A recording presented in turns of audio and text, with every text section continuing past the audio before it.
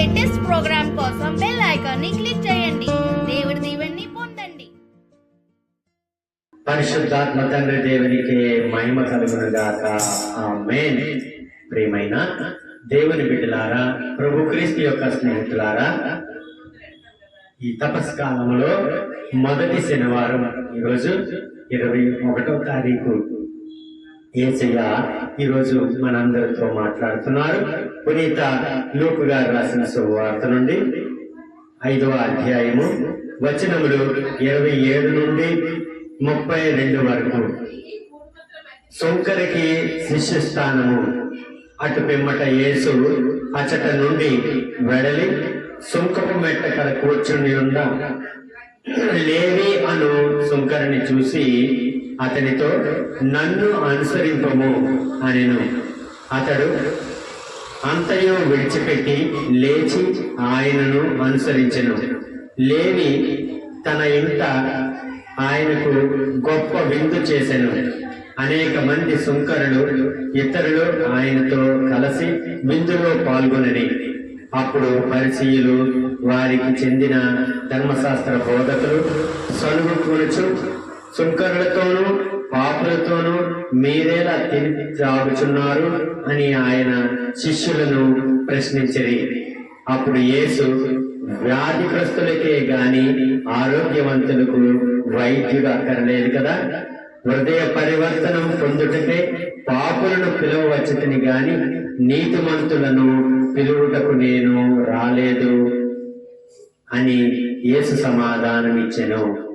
ఇది ప్రభువైన క్రీస్తుని యొక్క వాక్కు. క్రీస్తు ప్రభువా మీకు స్తుతి మహిమ కలుగునుగాక. ఆమేన్. ప్రియమైన దైవజనులారా, ఈ తపస్కాలంలో మొదటి శనివారం 21వ తారీఖు యేసయ్య మనందరితో ఈరోజు మాట్లాడే గొప్ప మాటలు ఇవి. సుంకరికి తన శిష్యుడిగా, సుంకరులు అంటే ఎవరో తెలుసా? పాపాత్ములు, అంటే సుంకము వసూలు చేసిన వాళ్ళు. ట్యాక్స్ కలెక్టర్స్ అంటారు మన ఇంగ్లీష్ లో. అయితే ట్యాక్స్ కలెక్టర్స్ అంటే తెలుసా? అంటే అన్యాయంగా ట్యాక్స్ విధించిన వారు.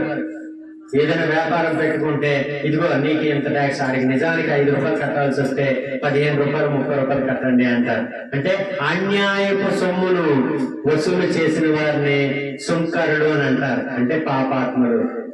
అటువంటి సుంకరుడైన లేవి అనే ఒక వ్యక్తికి యేసయ్య ఈ రోజు తన శిష్యుడిగా స్థానాన్ని ఇస్తున్నారు. మరి మనలో ఎంతో మంది ఉన్నాం అలాంటి వారు, సుంకరుడు, పాపాత్ములు, ట్యాక్స్ కలెక్టర్స్. ప్రియమైన దేవుని బిడ్డలారా, యేసయ్య పలికిన మాట ఇది.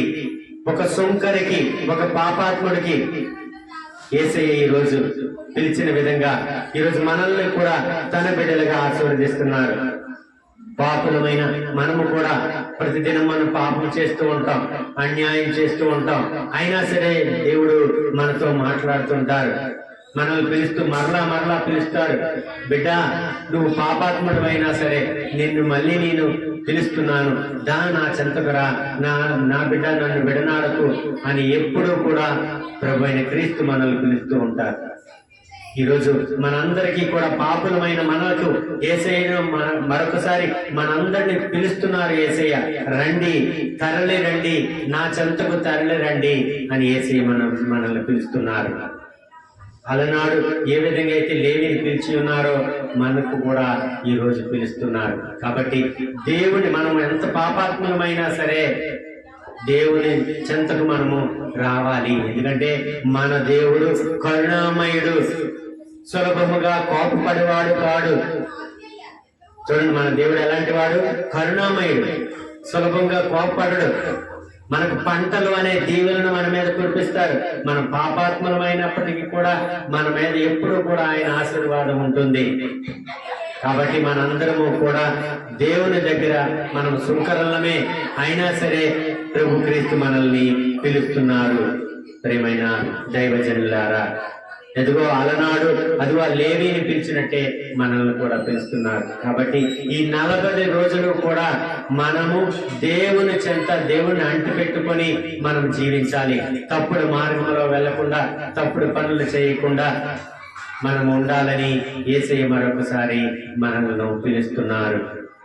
కాబట్టి ఈ మాటలను గుర్తుపెట్టుకుంటూ మనందరం కూడా దేవుని చేయి పట్టుకొని ఈ 40 రోజులు కూడా మనం నడవాలి. అప్పుడు పరిచయంలో వారిలో కొందరు ధర్మశాస్త్ర బోధకులు, సుంకరులు చదువుకుంటున్నారు. ఈయనకి పాపాత్మల దగ్గర భోజనం చేస్తున్నారు. ప్రభు క్రీస్తు ఎప్పుడూ కూడా పాపుల దగ్గర భోజనం చేస్తారని, పాపాత్ములే ఆయనకు శిష్యులని, లేకపోతే పాపాత్ములే ఆయనకు సహోదరులని, ఈ విధంగా అందరూ కూడా ధర్మశాస్త్ర బోధకులు, పరిచయులు వీళ్ళందరూ కూడా శిష్యుల దగ్గర, యేసయ్య శిష్యుల దగ్గరకు వచ్చి చెప్తున్నారు, ఏంటి మీ గురువు ఇలాంటి వాడు, పాపుల దగ్గరికి వెళ్ళి భోజనం చేస్తూ ఉంటాడు, పాపులే అతనికి లేకపోతే సుంకర్లే ఆయనకి ఫ్రెండ్స్ అని ఎగతాళి చేస్తున్నారు. అప్పుడు యేసయ్య వారితో పలుకుతున్నారు, నేను వచ్చినది వ్యాధిగ్రస్తులకే గాని ఆరోగ్యవంతులకు వైద్యుడు అక్కర్లేదు. వైద్యుడు ఎవరికి కావాలి? ఎవరికి కావాలి వైద్యుడు? అంటే డాక్టర్ ఎవరికి కావాలి? ఆరోగ్యంగా ఉన్నాడు కాదు కదా, అనారోగ్యంతో బాధపడుతున్న వారికి వైద్యుడు కావాలి. అందుకే యేసయ్య ఈ మాట పలుకుతున్నారు, ఆరోగ్యవంతుడికి వైద్యుడు అక్కర్లేదు, అనారోగ్యంతో బాధపడుతున్న వారికి వైద్యుడు కావాలి. నేను పాపులను వచ్చాను గాని నీతిమంతుల కోసం నేను రాలేదు. ప్రైజ్ ది లార్డ్, హల్లెలూయా. ఎవరెవరైతే నీతిమంతులుగా గణించుకుంటున్నారో, ఎవరెవరైతే నేను గొప్పవాడిని అనుకుంటున్నారో అటువంటి వారి కోసం నేను రాలేదు. నేను పాపాత్ముల కోసం వచ్చాను, నేను పాపుల కోసం వచ్చాను. అంటే మన కోసం వచ్చారు. నేను పాపాత్ముడిని నేను ఒప్పుకుంటున్నాను, నా కోసం యేసయ్య వచ్చారు. అలాగే ప్రతి ఒక్కరు కూడా ఒప్పుకోవాలి, నేను పాపినయ్యి ప్రభు, నేను పాపినయ్యా, నా కోసమే మీరు వచ్చి ఉన్నారు అని మనము దేవుని ముందు ఒప్పుకోవాలి. ప్రియమైన దైవజనులారా, ప్రభు క్రీస్తు స్నేహితులారా, మనందరము పాపాత్ములమే, మన కోసమే ప్రభు క్రీస్తు వచ్చి ఉన్నారు.